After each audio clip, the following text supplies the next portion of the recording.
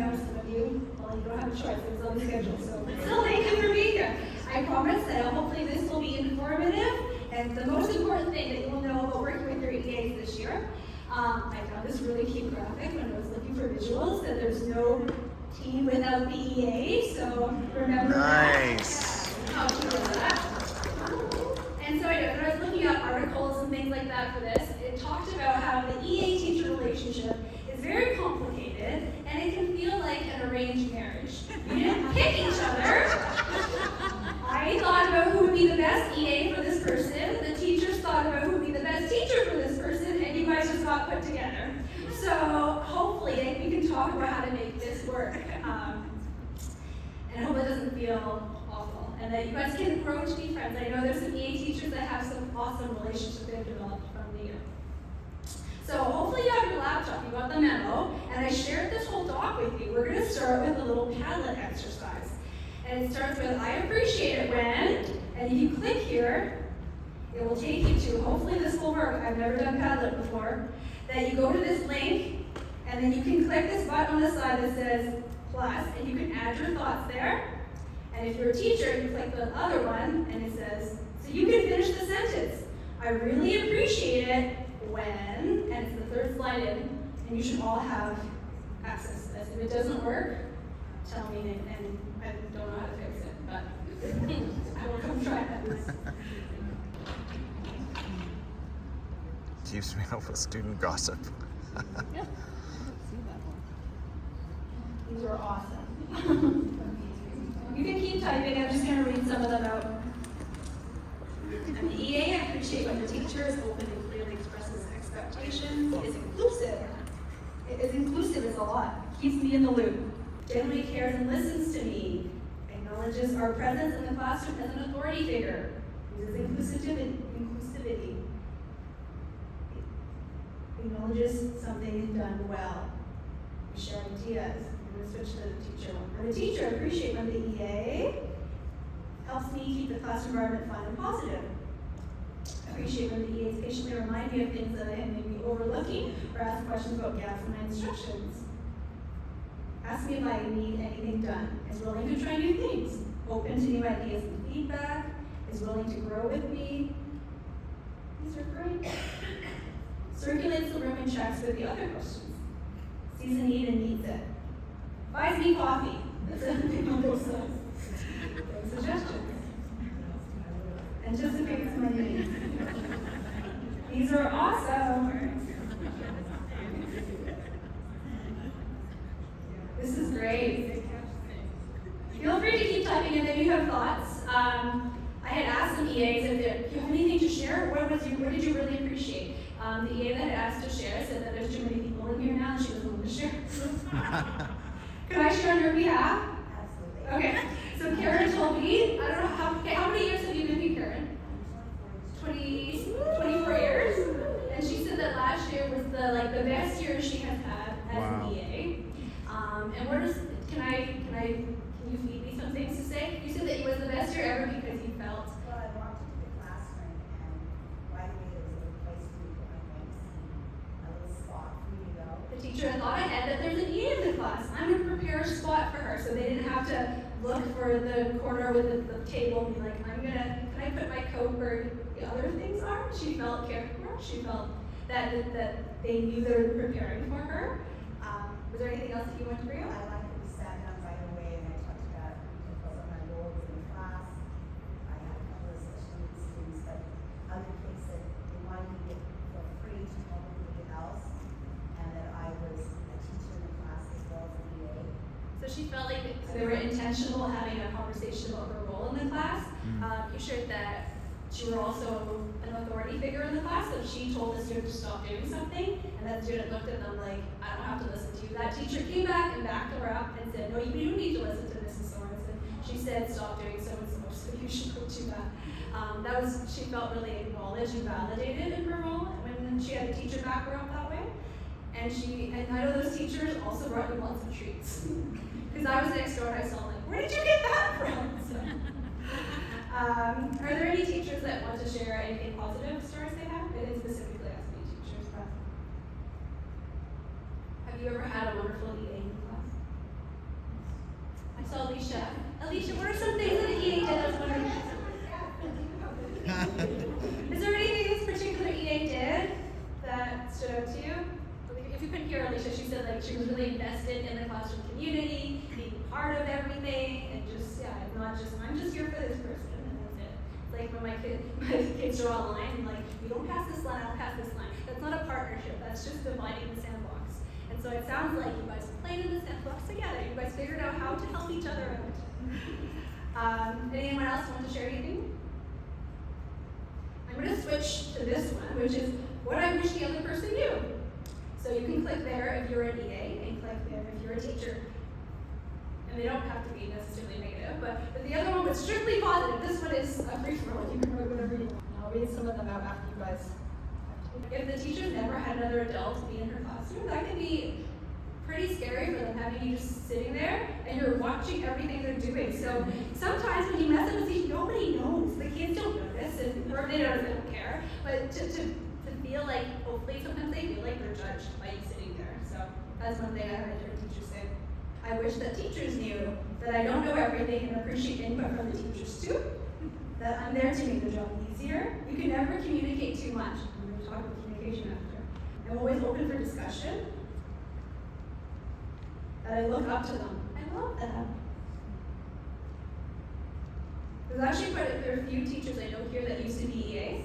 And so the fact that the EAs are in your room, maybe they're considering, maybe they want to be a teacher one day, and you being in there is their inspiration to do that.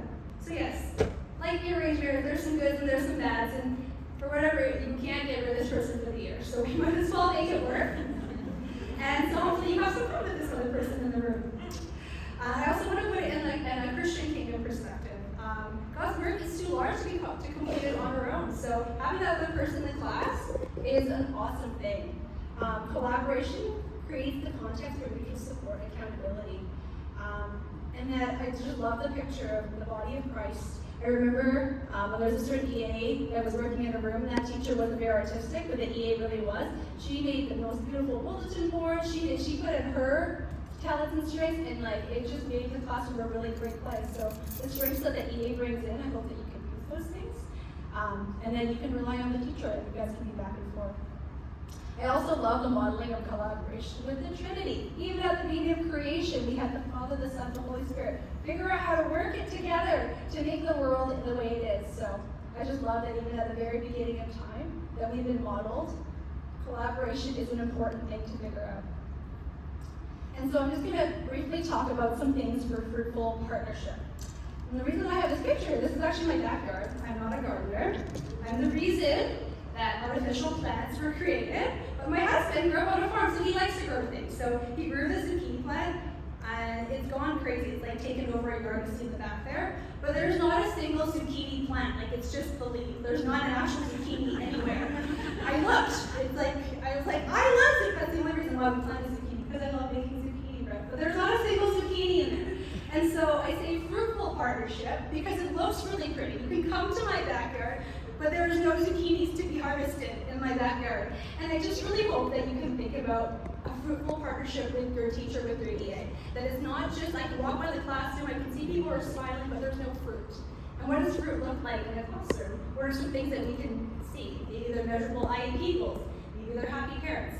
But on a caveat, if the parents are not happy, it doesn't mean that you're not doing a good job, because there are just sometimes those kind of parents. But fruitful partnership, what does it look like to actually see fruit in the class?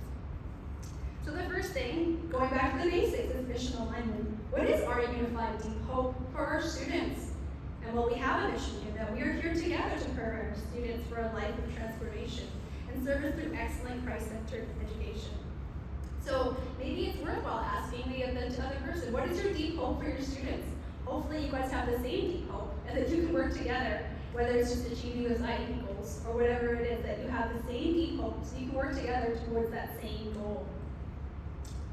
And this part about respect and appreciation, that's exactly what Karen was talking about, that in the 20-something years that she's been working here, she's never felt more deeply appreciated and respected than she was last year with those two teachers. One of the parts of respect that I was looking at, how do you show respect to the other person? 3 quick things we're going to talk about later: knowing your role and do your part, the number one thing I hear in terms of complaints is they don't think the other person is doing their job.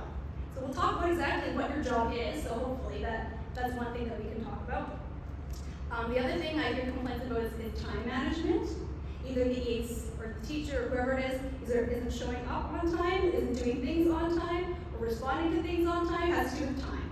Time is a valuable thing for everybody. We all know we're very busy. So making sure that you have conversations about what's expected with time is another thing that I think is really important. The other thing is giving credit. Sometimes the EAs or teachers will come up with something, and that person developed something for you for your class. Giving them the appreciation for it is something that you can do to show respect about them. In terms of appreciation, we actually went through this at our staff retreat last year in elementary. There's a book called The 5 Languages of Appreciation, which is based on the 5 love languages. I'm sure almost everybody probably has read. But we talked about, as a K-5 staff last year at our staff retreat, what your love language or word of appreciation was. And then I think that's a really important question if you have a teacher or an EA to talk about, what is your love language? Is it coffee? We saw that things like, we bring you treats. Maybe that is their love language. When I talked to all the EAs last year, we had a one-on-one meeting, I would say 95% of them said if I get a Starbucks or if I get a cookie, that speaks appreciation to me. So if you're not sure how to appreciate your EA, I would say 95% of the time you bring them coffee or a donut or a coffee, they will feel appreciated and valued. But you can think about it. It could be tangible gifts, it could be acts of service, maybe helping the teacher do something while there's a lot on their plate. Physical touch, it talks about appropriate contact like high fives and fist bumps. Quality time or words of affirmation. And talking about, do you want words of affirmation one-on-one, or do you want me to acknowledge you in front of the whole class that you did this? Some people would be mortified if you did that, but one-on-one would speak volumes in terms of appreciation for them. So that's one thing to kind of think about with the teacher or the EA in the class. If you want to appreciate the teacher, you should ask the teacher, what are some ways that would speak appreciation to you? And knowing your role, this is the part where I spend the most time on because this is what I get the most questions about. In order to foster cooperative, respectful relationships, teachers need to know and be aware of the responsibilities that are specific to themselves and the roles that are shared. At the end, I have a whole list of resources. This is linked as one of them, but I tried to put it into a chart because it's prettier and easier to look at. So what's my job? What is your job? And what is our job? So teachers, your job is to design, implement, and evaluate the education program. You're the teacher. So at the end of the day, you're responsible for the program. You're the one that should initiate the accommodations. If you don't know what these words are, well, come talk to me. Let's figure it out. What the accommodations are, what the adaptations are, and what the modifications are in the IEP, in the individualized education plan. There'll be things that I write down that we're supposed to implement. So if this student is not doing the regular math program, between you and myself, because this is my role as well, is we have to figure out what is the other math program that they're going to do. If they're not writing a regular spelling test, what are they doing? Are they doing every other word? Are they doing 5 words instead of 20 words? That is your job as a teacher. And if you don't know, then talk to me. Let's figure it out together. But it's not the EA's role to try to figure out a new math program for that student. The teacher is also responsible for classroom management, even if it's the student with special needs that is causing the problems. It's helpful if you have the EA step in as well. If there's a behavior plan, hopefully that I can help write, that you can implement, but the teacher is responsible for the classroom management. The teacher should also be the main person of communication to the parents, both formally and informally. So formally are things like report cards, but informally, sometimes parents will email just the EA, and I tell the EAs, if whenever a parent just emails you, CC the teacher and forward it to them, so that you should be responding on behalf of the teacher. Sometimes parents will even ask for EA's phone numbers and text them. And I will say, don't give out your phone number to parents. You should never be communicating to parents on other platforms other than what is at school. Sometimes things get communicated that shouldn't be, or the teacher should just know everything that's going on in the class. And you should never answer things on behalf of the teacher. So teachers should be the one answering things. And sometimes parents just need to find the information on their own. It's usually posted on a website somewhere, but if they ask the EA, they know the EA will give them the answer quicker than them looking for it themselves. They can just figure it out. They can come to us and figure it The teacher is also the one that maintains the student records. The teacher is the one that communicates with outside agencies' involvement and recommendations. So usually if like a SLP, a speech and language pathologist, or someone wants to come and observe, they'll email me and the classroom teacher. I won't answer for you if it works for your class, because I don't know what you're doing at the time. But sometimes an SLP will say, can I come and take Bobby out at 12:30? And I won't answer that email, even though I'm CC'd on it, because I don't know your schedule. So if you think it's a good time for them to come in, you can say, yes, that'd be great, and ask the EA, is that a good time? Because usually you're taken out for this. Have that conversation. It's great when I'm CC'd into it, so I know that he's coming that time, but I won't answer on your behalf because I don't know your schedule. And if the SLP makes recommendations, at least read over them. You don't have to do everything that they say, just because the person makes recommendations, and sometimes they're kind of far-fetched, like, if I only had one student, I would do this. That's okay. At least just read them and say thank you for the recommendations you made for so-and-so. We'll do our best to implement them. That's okay. Your job is also to include the EA as a valued team member and support and appreciate the EA. EA's UIs are there to collaborate with the teacher and myself in developing of the IEP. Your job is to assist the designated student with accordance to their IEP goals. Your job is to provide input with report cards, progress reports, based on the data that you collect. EAs should be writing report cards. I have had EAs in the past asked by teachers to write report cards, not their job. EAs should be tracking data according to the IEP goals, so the teachers have something to use when they write those report cards. EAs also should be sending a weekly progress report for the teacher for review. So most of our students that are funded are low incident students. They get a report at the end of the week. The EA usually summarizes the week, some highs and some lows, things like that. They send it to the teacher. The teacher then reads it over. Please read it over. Please don't just send it out. The reason why it goes to you is because I want you to read it first. Because EAs sometimes they're just writing really quickly and they're not writing it for a parent to read. They're just reporting what happened in that week. And teachers, you guys have the gift of making something for the way that the parents should read. The way you write report cards, you don't say, so-and-so, wasn't listening, this is a terrible week. You can phrase it in a way that parents would be able to read and say, we're still working towards, we're developing in this goal. And so you need to change any of the way that EAs write it, because they're just reporting what happened that week. So if you can change it, if you need to edit it, some EAs are really great at just writing it so it's ready to go. But read it, and then you send it out to the family. So some families would like a weekly email, and so in that email, you send it to the family, the CC, the EA, and myself. Some teachers prefer to do a weekly Google Doc, so there's a new blurb at the end of every week on that shared Google Doc. Doesn't matter how to do it, just that way everyone's in the loop. We don't want EA sending it out. In the past, we had actually EA sending out this weekly report. What happens is that the parents then respond to that email, which is the EA, and then they start having conversation back and forth about something during the week, and the teacher has no idea. The EAs also are there to supervise the student during school hours and on field trips. The EAs are there to support the teacher's classroom management. So they're there to help support it. Hopefully they're not the sole person implementing it. And that they're there to support and appreciate the teacher. And both of you, I hope that you guys both greet all the students. That the EA doesn't only greet their designated students, but everybody. I hope that both of you will be able there to facilitate inclusion with any of the kids with special needs. That both of you attend those IEP meetings with me, and that you're both familiar with the IEP. Hopefully you guys both know what the goals are throughout the whole year, not just when we have our meetings. And hopefully this chart helps summarize with your job, with my job, with our job. And if there's something in your job you're like, I have no idea what that means, come talk to me. I know accommodations and modifications is not something that all teachers feel equally confident in, so that's okay, because I am. Come talk to me, we'll figure out how to make it work in your class. I also want to talk about empathy. Think of how the other person would be feeling in this situation.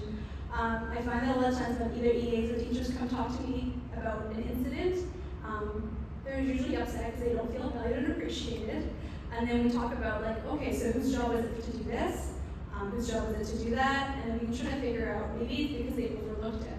I know there was a teacher who was upset that there was an EA that was leaving the room, but they didn't know that EA was leaving the room to cover a break for another student. And so those things happen. So before we make assumptions about that EA, that they're not there, hopefully they understand that they might be doing something else. And on the flip side, maybe that EA then should know where they're going, right? So I have put down the verse, try to model compassionate, being graceful, and abounding in love, being slow to anger. Try to show that grace and not assume the worst of the other person. So I'm going to go through a couple of scenarios because this is what helps us learn. So scenario number 1, there's no drama like primary playground curriculum. And in this grade 2 class, the teacher notices that after recess and lunch, there always seems to be some sort of incident, and the students always go immediately to the EA and spend time going back and forth between the students involved solving social problems. So how might a teacher feel about this ongoing situation, and what might the teacher say? And how might the EA feel about this ongoing situation, what they might say? These things are all things that have happened before, so what do you guys think? Oftentimes, students are more comfortable talking to the EA, so we see it all the time where people always just go to the EA and the teacher. How might a teacher feel? If you're a teacher, how would you feel in this situation? So it sounds like you guys work collaboratively together. There was another class where I know that the teacher was never involved in it, so that the EA kind of handled it and the teacher felt a little left out. Not that she wanted to solve more playground problems. But I think it can go both ways. It can work really well to use the EA in that, but it can also exclude the teacher from the happenings of the class when they need to do so. If you're an EA, how do you feel about the situation? Do you want to be solving playground problems? I know in elementary we always talk about we are teachers of all students, not just your students. So yes, you do have a designated student. But if you see a student outside who did something that needs to be addressed, feel free. He's not your designated student, but go and tell him, oh, was that really showing kindness, respect, or well-being? Let's look at our behavior strength. You can bring that up. But no, you can just solve the problem. You have the teacher of all students. Yeah, Jessica? Yeah, so Jessica said that even if the EA solves the problem, if you tell the teacher really quickly and succinctly, so-and-so was mad at so-and-so, they punched so-and-so, but then we apologize, we did the debug system, we did the thing, they're good now. But you might get an email from so-and-so's dad. That's really helpful for Jessica to know, so that she doesn't wonder what is this thing that I don't know about. Yes, Courtney? I think that's a really good point. Even if you've been an EA for many, many years, you'll see that one thing that a teacher really appreciated might really annoy the teacher the next year. Some teachers really like their EAs taking a lot of initiative and doing things, and some teachers feel really like they're stepping on their toes. So that's why it's like every year it's really good to just have that conversation and clarify, do you want me to do this? Do you want me to do that? Karen was saying that last year that one teacher, they had a job share, one teacher really being the first one to open the door to greet the students, and she didn't want Karen doing that, whereas the other teacher didn't care. She was like, oh, you can open the door for the students. So even within the same job share partner, one teacher preferred one to get the other, so keeping that in mind too. So. But yeah, love and logic is the way that, at least in elementary, we ground a lot in middle school too. Love and logic? Yeah, so we should all be well versed in love and logic. And so a lot of it's, how would you solve that problem? Well, this like it caused a problem. Like, what do you can do about that? Empathy, which is a big part of love and logic. So here's another one. There's a middle school student that has an IEP and requires accommodations and adaptations for math. His IEP states that he has access to an app calculator and that questions can be simplified or reduced. So the EA takes the initiative to ensure that the student has a calculator and takes the initiative to cross out every other question for all the homework and all the tests. How might a teacher feel about this? How might an EA feel about this? And what can they say to each other? So Sally had said that the EA should be given a copy of the test so she knows what's coming, and so she can help prepare and adapt, and they can have this conversation together. The EA really shouldn't be doing this on their own, unless the teacher said you can take out all the odd questions or something, but the EA probably shouldn't be crossing out every other question on their own without consulting with the teacher. But if also, on the flip side, if they said they're supposed to get a calculator and the teacher totally forgot, then you can say, oh yeah, actually so-and-so has this accommodation on their IEP, is it okay if I give that to him? And the teacher will probably say, oh yes, I totally forgot, we'll get it. So just having those conversations is really helpful to clarify those things. Thank you, Annika. Annika's one of our teachers who used to be an EA, and she is, you want to talk to her about that? It's just so awesome that she has that wealth of knowledge going to a teacher having had that EA experience. And so she was saying that she wouldn't just have an EA cross out every other question, she would adapt the test and give that student a different test, which is awesome, which is like the gold standard. But sometimes you don't have time. So some teachers are just like, well, they can do every other question. So thank you for that. Scenario 3. A student with an IEP and behavioral challenges is in a primary classroom. He often gets drawn into conflicts and will yell and scream and refuse to do anything. The teacher often asks the EA to take the student out of the classroom. But since behaviors occur daily, the EA spends the majority of the day with the student outside of the class. How might the teacher feel? How might the EA feel? What might they say to each other? Yeah, this is not an easy situation. We've had this happen before, and we had discussions about should the student be in school for the whole day. And so in this particular situation, the student went home at noon and was trying to be, and he was included as much as possible during the morning of the day. We took lots of walk breaks, but by 12:30 he was done, and there was no point keeping here, pacing the hallways with his EA. But yeah, if you're there, if you're an EA and you're walking the halls a lot for the majority of the day, you don't feel that it's included, you can have a conversation with the teacher about it. And definitely come talk to me about it so we can figure out a behavior problem. We can bring the parents in, and there's probably something else deeper thing going on if he's spending most of the time in the hallway instead of in the classroom. So how about this one? A student with development delays is in a PE class, or it could be music class, or a specialty class. The EA usually watches the student from afar, and at times will leave the student come back near the end of PE class. How might a teacher feel about this? How might the EA feel about this? So yes, in this situation, we had this happen before. This is really good if you are a French teacher, music teacher, teacher. I will tell you who the kids with special needs are in your classes, and you'll memorize them all, who those students are. But yeah, talk to the EA. If the EA is taking a break during that time for some reason, or if I've scheduled a prep block or something like that, or they need to do something in that class, make sure that's communicated to them, that they don't wonder why you're not there, or wonder why you're not involved. This is another situation that often there's conflict. Yes? Yes, but Annie was showing that she went to all the specialties with her student, and she got to participate in those things. It's also good not to assume that because the EA said that automatically that's their partner, because they could have a partner with another typical student in the class. They don't have to be a partner with the EA. I was there during PE, and I played badminton also with him, and with him I rotated, so I had lots of different partners, but that was fun. It's good to be involved in those, but if you are, that is the only time that your student is independent on their own, and that's when you take your break. Just let that specialty teacher know that, like, this is my schedule, my 30-minute break is this time, and so I won't be in this block, but if you need me, I will switch it. Because maybe, like with middle school, I think they switch between art and ABST, maybe? Or, Yeah. So maybe there are students really good at art but needs a ton of support in the other block the 6 months of the year, then you might take your break during art for 6 months, but then you'll have to switch it because they can't have no support in the other half of the year. That's another thought, so just being communicative about that. And so yes, leads us to communication. When and how often you should check in with your EA formally, informally.